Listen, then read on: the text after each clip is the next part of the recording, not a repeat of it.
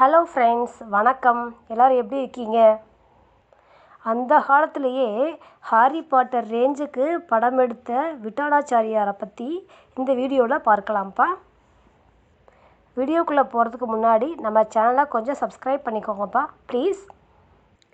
சில திரைப்படங்கள் பார்க்கும் பார்வையாளர்களை எந்த வயதொத்தவர்களாக இருந்தாலுமே அவர்களை குழந்தைகளாக மாற்றி படத்தை ரசிக்கும் அளவுக்கு சுவாரஸ்யமாக இருக்கும்.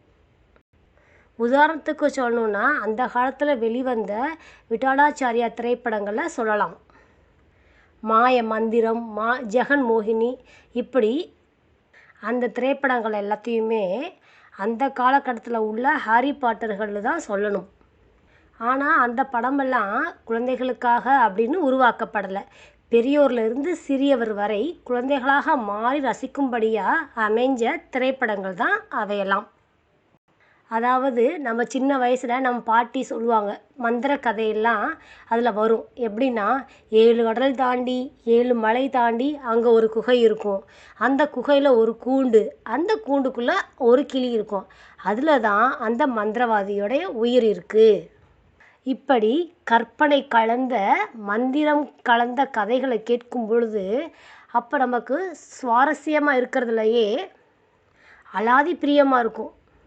இது போன்ற கதைகளுக்கு திரையில் உயிர் கொடுத்தவர் தான் மாயாஜால மன்னன் இயக்குனர் விட்டாலாச்சாரியா. தெலுங்கு திரையுலகில் அதிகமான படங்களை இயக்கிய விட்டாலாச்சாரியா பெரும்பாலான படங்களை அவரது விட்டல் புரொடக்ஷன்ஸ் மூலமாக தான் தயாரிக்கிறார். ஜெகன் மோகினி, மாய மோகினி, இந்த மாதிரி மோகினிகளை தமிழ் சினிமாவுக்கு அறிமுகம் செய்த பெருமை இவரைத்தான் சேரும். பயங்கரமான சிலை சிரிப்பது, உயரமான சிலை அப்படியே பார்ப்பது, பாய் பறப்பது, வித்தியாசமான மந்திர சொற்கள் அப்படின்னு சொல்லி விட்டாலாச்சாரியோட படங்களில் வினோதமான அனுபவத்தை நமக்கு தரும். ஜெகன் மோகினியையும் ஜெயமாலினியையும் மறக்க முடியாத சில ஐயாக்களும் இங்கே ஆயிரம் பேர் இருக்காங்க. தெலுங்கில் தயாராகி தமிழில் மொழி மாற்றம் செய்யப்பட்டு 1978 வெளியான படம்தான் ஜெகன் மோகினி. இந்த படத்தினுடைய பிரம்மாண்டமான வெற்றி என்னென்னா, அதனுடைய விஷுவல் எஃபெக்ட்டுக்கு ஒரு பெரிய பங்கு உண்டு. தொழில்நுட்பம் வளராத 80களிலேயே தொடக்கத்திலேயே பாலிவுட் கூட யாரும் யோசித்து பார்க்க முடியாத பல யுத்திகளையே கையாண்டார் விட்டாலாச்சாரியா. இந்த விட்டாலாச்சாரியோடைய படங்கள் தமிழ்நாட்டில் தொடர்ந்து வரவேற்பை பெற்றதால் என்டிஆர் அளவுக்கு தமிழ் ரசிகர்களுக்கு பரிச்சயமானாங்க ஜெகன் மோகினி படத்தின் நாயகனான நரசிம்ம ராஜு.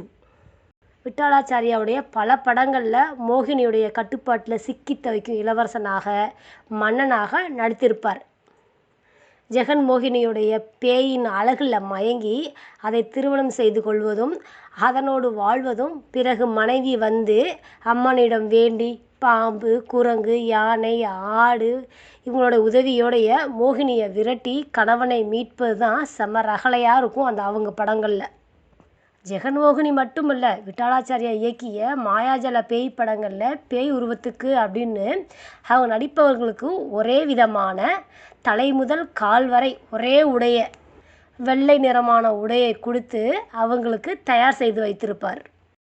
இந்த பேய் உடைக்கு மண்டையோடு போன்ற முகமுடி, செம்பட்ட நிறத்தில் நீண்ட தலைமுடி அப்படின்னு பேய் இப்படித்தான் இருக்குமோ அப்படின்னு நாம் அந்த காலத்துலலாம் யோசிச்சிருப்போம். அப்படி எண்ணெய் வைக்கிற அளவுக்கு அவங்களுடைய கற்பனைகள் இருக்கும். அந்த பேய் உருவம் திரையில் வந்தாலே ரசிகர்கள் சிரித்து கொண்டே பயந்த ரசித்த காலம் அது. விட்டாலாச்சாரியாவுடைய வெள்ளை பேய்கள் தங்கள் கால்களை எரியும் அடுப்பில் வச்சு விறகாக்கி பலகாரம் சுடுவது, பிறகு அவை ஆடாகவும் கோழியாகவும் பெண்ணாக மாறுவதும், இப்படி நம்ம பார்த்துருக்கவே மாட்டோம், யோசிச்சிருக்கவும் மாட்டோம். ரசிகர்களால் மறக்க முடியாத விஷுவல் எஃபெக்ட்டுகள் எல்லாம் அவர் கொடுப்பார் அவருடைய படங்களில். அழகிய பெண்ணாக இருக்கும் ஒரு உருவம் அடுத்த நொடியே பேயாக மாறும். இந்த மாதிரி நம்மளெல்லாம் வாய்ப்பிழக்க வைத்த காலமும் உண்டு. இதை விட அதிகமாக ரசிக்கப்பட்டது என்னென்னா, எலும்புக்கூடுகள் பண்ணுற அட்டகாசம். குழம்புக்கு அம்மிக்கல்லில் மசாலா அரைக்கும் எலும்புக்கூடு, திருமண மண்டபத்தில் தவிலும் நாதஸ்வரமும் வாசிக்கும் எலும்புக்கூடு, இப்படி பல படத்தில் நம்மளை மிரட்டியிருப்பார் விட்டாலாச்சாரியா. ஒரு பாத்திரம் வைக்கப்பட்டு எரியும் அடுப்பு தனியாகவும், பிறகு பேய் வேடம் போட்டவரை எரியாத அடுப்பில் கால்களை வைக்க சொல்லி தனியாக படம் பிடித்து இரண்டையும் ஆப்டிக்கல் முறையில் ஃபிலிம் லேபில் கொடுத்து சூப்பர் இம்போஸ் அப்படின்னு செய்ய சொல்லி அதை இணைத்து விடுவார்களாம். ஒரு ஷாட்டை மாஸ்க் செய்து ஒன்றுக்கு மேற்பட்ட முறை படம் பிடிக்க கேமராவிலேயே வசதி இருக்குமாம். இதை வெவ்வேறு படச்சுருள்களை இணைத்து தேவையான விளைவை ஒரு புதிய படச்சுருளாக அவங்க ஒளிப்பதிவு செய்வது விட்டலாச்சாரியாருடைய ஆப்டிக்கல் முறையாம்.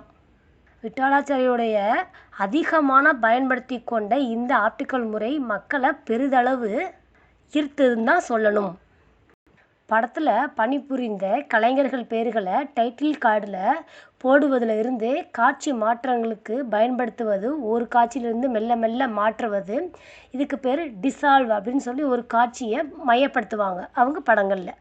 இவருடைய படங்களில் துஷ்ட தேவதைகள் கேட்கும் காணிக்கைகள் உங்களுக்கு அச்சத்தை ஏற்படுத்தும். மாயமோகினி படத்தில் வரம் கேட்கும் மந்திரவாதியிடம் துஷ்ட தேவதை என்ன கேட்கும் தெரியுமா? உலகத்திலேயே தாயை மிகவும் மதிக்கும் ஒருவனை தேடி அவன் கையாலேயே அவன் தாயை கொலை செய்ய வைக்க வேணும். இது போன்ற வசனங்களை கேட்கும்போதே நமக்குள்ளேயே நம்மை அறியாமலேயே ஒரு பயம் வந்து மனசில் தொற்றிக்கொண்டு நம்மளை விடாமல் ஆட்டி வைக்கும். ஜெகன்மோகினி படத்தில் வரும் அடுப்பில் கால் வைத்து எரிக்கிற காட்சி இப்பயும் மீம்ஸ்களாக வலம் வருது. தெலுங்கு சூப்பர் ஸ்டாரான என்டிஆரை வைத்து 5 படங்களுக்கு மேலே இயக்கியிருக்காங்க. என்டிஆருடைய பிரியமான இயக்குநர்களில் விட்டலாச்சாரியாவிற்கு தனி இடம் உண்டு. சிறு வயதில் இருந்தே நாடகங்கள் அதில் தீராத ஆர்வம் கொண்டவராம் விட்டலாச்சாரியா. இவர் வெள்ளையனே வெளியேறு இயக்கத்தில் பங்கு பெற்று சிறைக்கு சென்றிருக்கிறாராம். மகாத்மா பிக்சர்ஸ் என்ற பெயரில் 1944 முதல் 1953ஆம் ஆண்டு வரை பல்வேறு கன்னட படங்களில் தன் ஃப்ரெண்ட்ஸோடு சேர்ந்து இயக்கியிருக்கிறார். அதன் பிறகு தான் 1953ஆம் ஆண்டு இது விட்டல் புரொடக்ஷன்ஸாக மாறுது.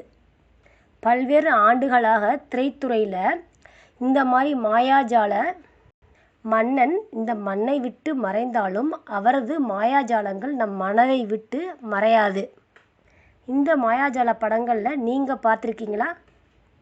கமெண்ட்ஸில் சொல்லுங்கப்பா. மீண்டும் மற்றொரு வீடியோவில் பார்க்கலாம்ப்பா.